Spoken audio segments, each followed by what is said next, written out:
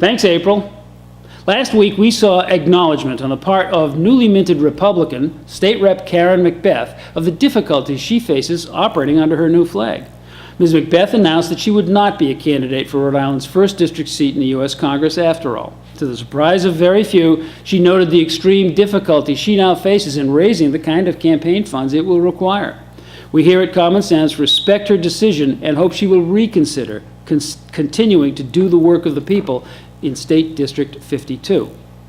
MacBeth first considered switching party affiliations for 2 reasons. First was easy. She found herself more naturally aligned with the Republican philosophical goal of allowing individuals to make their own way through a life that government controlled only insofar as it prevented intimidation of its citizens.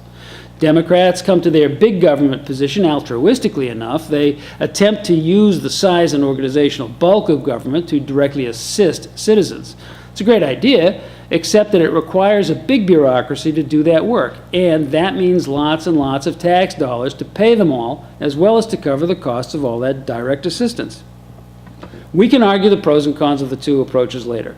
There's a second, more significant reason for MacBeth's switch, though.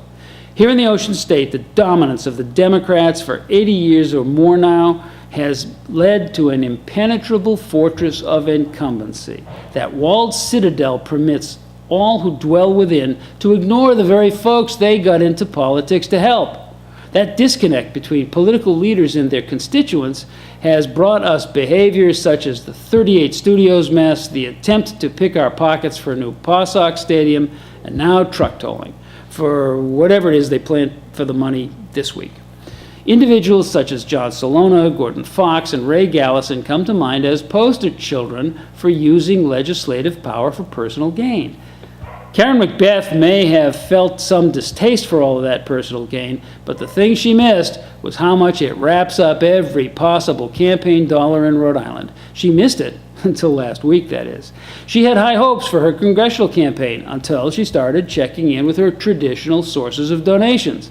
They hadn't actually dried up all of a sudden just because she's now with the GOP.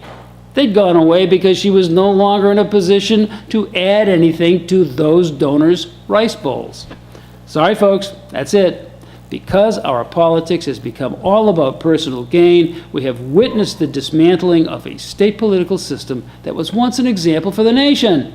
Remember the part about declaring independence from England 2 months before the Slowpokes? To regain that position, which is all mapped out for us in our Constitution, we have to vote in some new legislators and then let them know that their tenure is based on the will of the people, not that of the unions and insider financiers. Oh, and we have to look at someone like Karen MacBeth as the kind of real representative of the people who we have to retain. April?